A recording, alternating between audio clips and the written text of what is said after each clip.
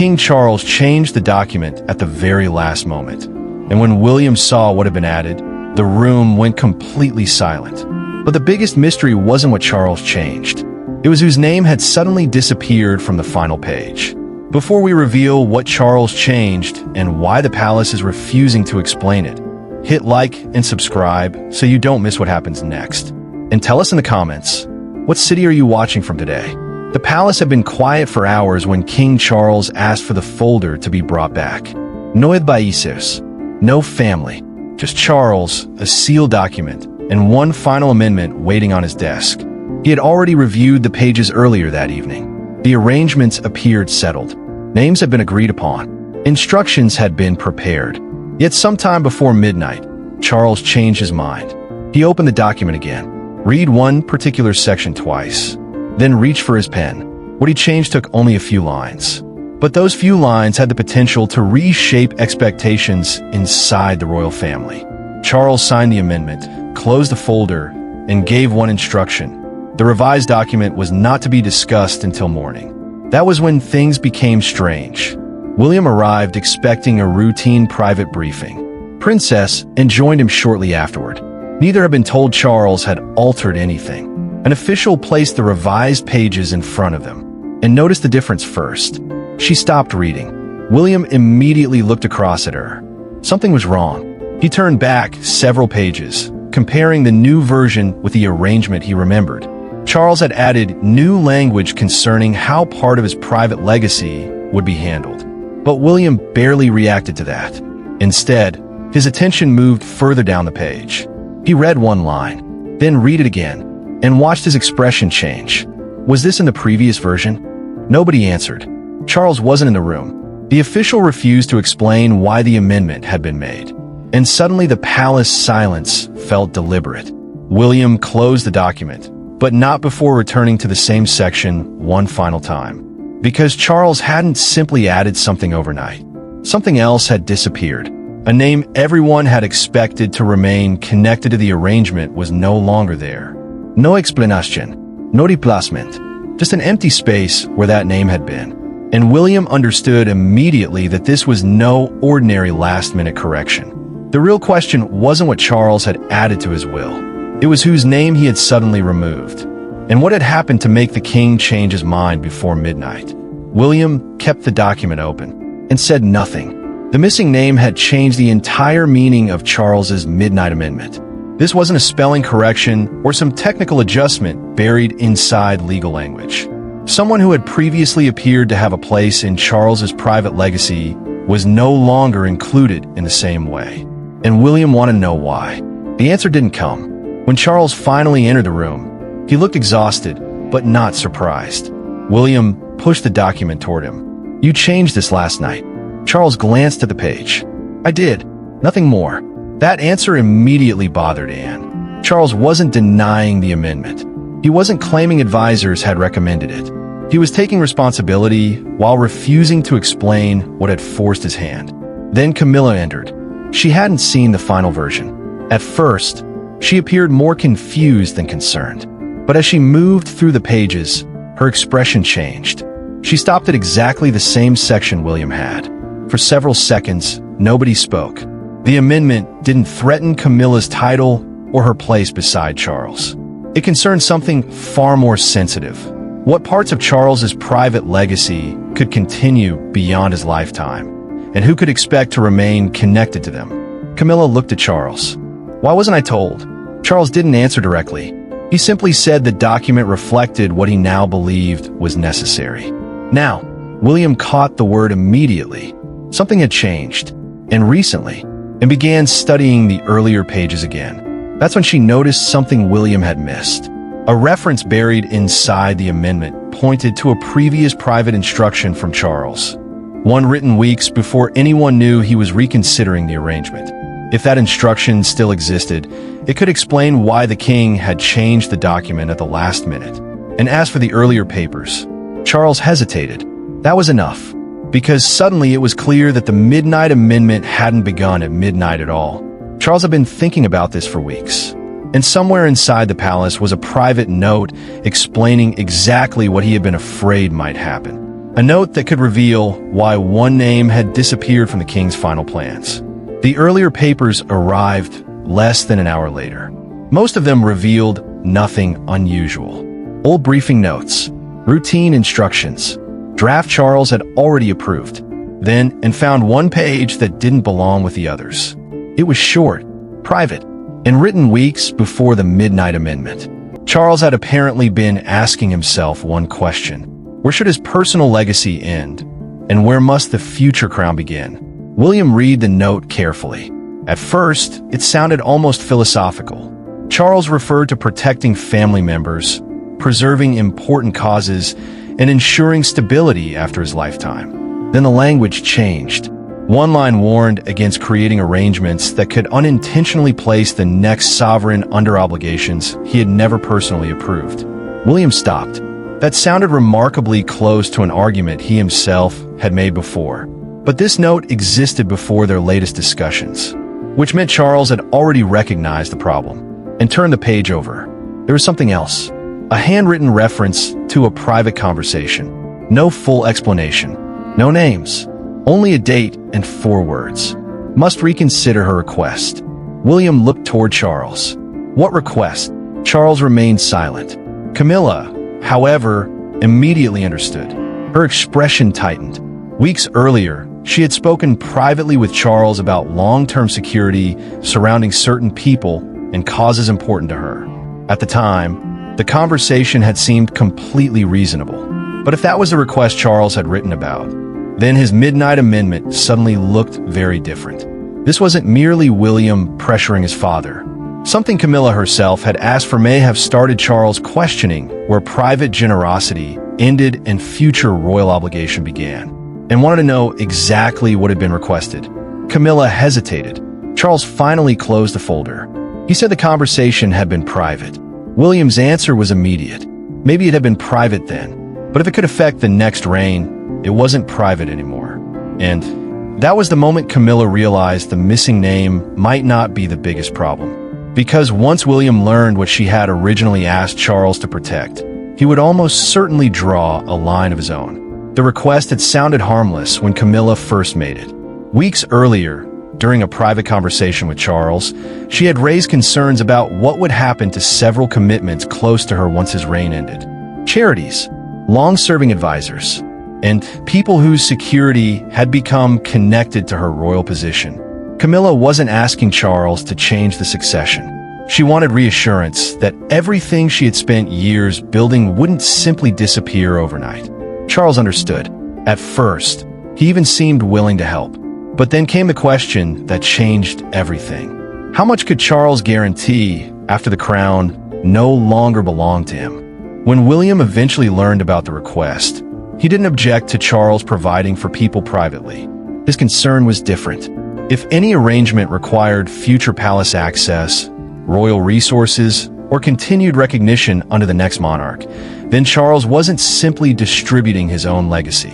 He was making a promise William might be expected to honor. Camilla rejected that interpretation. To her, this was security. To William, it was precedent, and Charles was trapped directly between them. Catherine understood why William was concerned, but warned him not to turn Camilla's request into evidence of some hidden attempt to control his reign. William agreed. He wanted facts, nothing more. Then another document reached Charles. This one reportedly separated his personal assets from responsibilities connected directly to the crown. Charles studied it privately, and for the first time, he could see the danger clearly. He could leave personal property wherever he wished, but anything dependent on the monarchy itself could become a burden for the person who came next. That evening, Charles requested the latest version of his plans. No announcement was made. Camilla wasn't told. William wasn't called. Charles simply asked for the document to be returned to his private desk. And sometime before midnight, he began making changes. But when William discovered what his father had done, he made one thing clear. Charles could decide what he wanted to leave behind. William would decide what the crown was willing to inherit. William wasn't asking Charles to rewrite his will. He was asking him to separate two things that could no longer be treated as the same: the family and the crown. During their next private meeting, William made his position clear. Whatever Charles personally owned was his to leave as he wished. William would not challenge that. But royal residences, institutional access, future appointments, or privileges dependent on the sovereign were different. Those belonged to the monarchy, and William refused to inherit promises he had never made. Charles listened without interrupting. Camilla did not. She argued that William was treating every request connected to her as though it were an attempt to reach into his future reign. William remained calm. "This isn't about who asked," he said. "It's about who has to honor it." The distinction landed hard. Catherine later warned William that being constitutionally right would mean very little if the family believed he was using the future crown to punish Camilla. That gave him pause. But then entered the discussion. She reviewed the disputed arrangements and reduced the entire argument to one principle. A king could decide what happened to his personal property. He could not use a private document to control the next sovereign. Charles went silent. That was the line he had been struggling to define for weeks. And hearing and say it made the problem impossible to ignore. That evening, Charles asked everyone to leave him alone. He requested the original document, then the latest draft, and finally, the private note and had discovered. 3 versions of the same future now sat before him. One protected personal promises. Another protected institutional continuity. But Charles had begun to believe neither fully protected the person who would eventually inherit the crown. Hours passed. Then, shortly before midnight, Charles summoned one trusted official.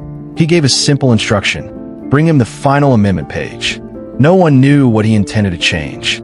Not William, not Anne, and most importantly, not Camilla, because before the night was over, Charles was going to remove something from the document that everyone had assumed was already settled. Shortly before midnight, the final amendment reached Charles's desk. He read it alone. Once, then again. The palace around him had gone almost completely quiet, but Charles knew the decision in front of him would not stay quiet for long. He could protect Camilla's request exactly as originally discussed, or he could make certain that nothing written tonight placed an obligation on William tomorrow. Charles picked up his pen. The first change was straightforward. Personal provisions would remain separate from anything requiring future royal authority. Then he reached the section everyone assumed had already been settled. He stopped. One name remained connected to an arrangement that could potentially extend beyond his own lifetime. Charles stared at it, then drew a line through it. Not angrily, not impulsively, carefully. That was the change William would discover the following morning. But Charles wasn't finished. He added new language, ensuring that any responsibility connected to the future crown would return to the discretion of the next sovereign rather than passing automatically through a private arrangement. Then he signed. The document was closed. No palace statement followed. No family meeting was called. And Charles gave no explanation for why he had acted at the last possible moment. By morning, however, Camilla knew something had happened. She noticed the unusual briefing schedule first. Then William and Anne were summoned. Finally, she learned that Charles had amended the document without speaking to her. Camilla went directly to him. Charles was standing beside his desk when she entered. The revised folder remained closed between them. She didn't ask what he had added. She already understood the principle. Instead, she asked something far more personal. "What did you remove?" Charles looked at her. He hesitated, and Camilla's expression changed, because suddenly she understood that this wasn't simply a technical amendment. Someone, or something, she believed Charles had already protected was no longer protected in the same way. Then she asked the question Charles had been dreading. "Did William make you do this?" Charles didn't answer immediately, and once again his silence created a bigger problem than the document itself. Camilla closed the door behind her. No advices, no William, just Charles, and the document he had changed without telling her. "Did William make you do this?" Charles finally answered, "No," but Camilla knew there was more. She stepped closer and asked whether William had influenced the decision. This time, Charles hesitated. That hesitation was enough. Camilla's anger sharpened. She had spent years beside Charles believing that whatever battles existed outside their marriage, he would never allow palace politics to enter it. Now his own will seem to prove otherwise. Charles opened the folder. He explained that William had spoken to him, but not about removing anyone. William's concern had been broader. He wanted a guarantee that no private promise made during Charles's reign could automatically control the next one. The final amendment? That had been Charles's decision. Camilla stared at him. Then why remove the name? Charles didn't answer immediately, because the truth was more complicated than betrayal. He told her that leaving personal support was one thing. Creating an arrangement that depended on future royal access was another. He wasn't trying to erase anyone. He was preventing his personal loyalties from becoming William's obligations. Camilla rejected the distinction. To her, the message was painfully simple. Something Charles had once been willing to protect was suddenly considered too dangerous to survive him. Then she asked the question that changed the argument. If William had never objected, would you have changed it? Charles went silent. For the first time, Camilla looked less angry than wounded. But before she could leave, Charles revealed one detail she hadn't expected. William wasn't the person whose advice had finally convinced him. There had been another conversation, one Charles hadn't told Camilla about, and the person who had warned him most strongly wasn't William at all. It was Anne. Camilla froze. Because if Princess Anne had pushed Charles toward the amendment, this was no longer simply tension between Camilla and the future king. It meant the concern had reached deeper into the royal family, and within hours, the palace would make an even stranger move. It would refuse to explain any of it. By morning, the questions had escaped the palace. Reporters knew Charles had made a last-minute change. They knew William and had been called into private discussions. What they didn't know is why. Then Buckingham Palace made the situation even more intriguing. It said almost nothing. No explanation of the amendment. No clarification about the missing name. No attempt to end the speculation. Just silence. And silence created a vacuum. Within hours, commentators began offering competing theories. Some believed Charles had changed his plans after pressure from William. Others suspected a deeper disagreement involving Camilla. Every arrival at the palace suddenly mattered. Every canceled appearance became suspicious. Every photograph was examined for signs of tension. Catherine warned William that the mystery was becoming more dangerous than the decision itself. If the palace refused to explain anything, people would create their own explanation. William understood, but revealing the details could be worse. This wasn't simply about inheritance anymore. It involved the boundary between Charles's private wishes and the authority of the future crown. Then, cameras captured something unexpected. William arrived at a private palace entrance carrying a sealed folder, and followed less than an hour later. Charles was already inside. Camilla was nowhere to be seen. That image sent speculation into overdrive. But behind those doors, William was about to discover that everyone had been asking the wrong question. They wanted to know whose name Charles had removed. Charles wanted them to understand why the arrangement itself had been changed. He opened the folder and placed the revised pages before William and Anne. Then he pointed to a section neither of them had focused on before. William read it slowly. His expression changed, because the amendment hadn't simply taken something away. It had redirected what happened next. And suddenly the mystery surrounding the missing name became part of a much larger decision about Charles's legacy. By evening, the question was no longer, who did Charles remove? It was something potentially far more explosive. Who, or what, had the king decided to protect instead? William read the amended section again. Then everything began to make sense. Charles hadn't simply removed a name to punish someone. He had changed where control would eventually go. Anything requiring future royal authority would no longer remain attached to a private family arrangement. Instead, those decisions would return to the direct line of succession, and ultimately to the monarch who came next. William looked at his father. So, this was never about giving me more? Charles shook his head. It was about giving the future king a choice. That distinction changed the entire story. Charles could still protect people he cared about through his personal arrangements, but he would not use those arrangements to decide how William, Catherine, or eventually George should operate the crown. And understood immediately, This was the boundary she had warned about. Personal inheritance could reflect affection. The monarchy had to reflect succession. But one question remained. Why had Charles refused to explain any of this publicly? His answer was simple. Because the moment the palace named who had gained or lost, the amendment would become a royal scoreboard. Camilla's family against William. Present against future. Winners against losers. Charles wanted no part of it. The silence hadn't been designed to hide some secret victor. It had been designed to prevent a private decision from becoming a public family war. William finally understood why his father had acted alone at midnight. But Camilla didn't yet have that explanation. And for her, the missing names still represented something far more personal. She wanted one final conversation with Charles, not as queen, not as the woman at the center of palace speculation, as his wife. That evening, Charles returned to his private room and found Camilla waiting beside the same sealed folder. She placed her hand on it, then looked directly at him. "I don't want to know what William thinks." A pause. "I want to know why you changed it."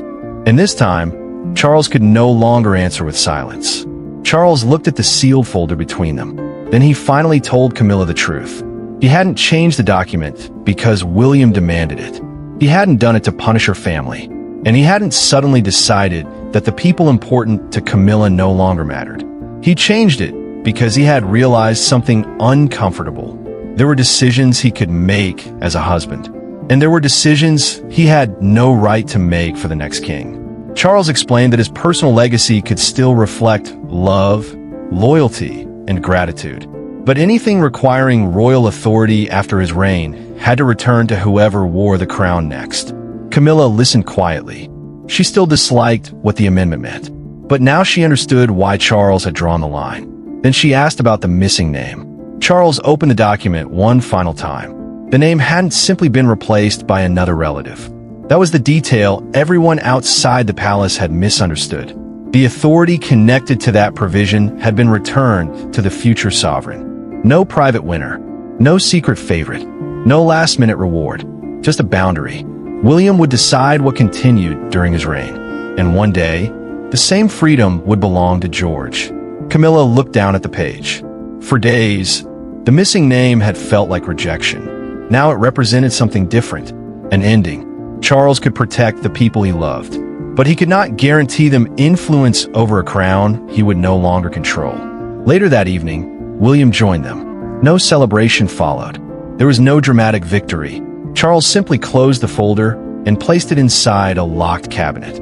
The palace still offered no detailed public explanation, and perhaps that was exactly what Charles wanted, because explaining every private consequence would create winners and losers inside his own family.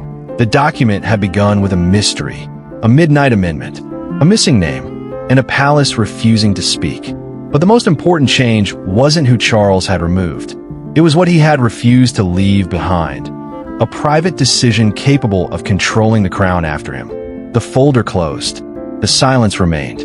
But the future now belonged to the next king.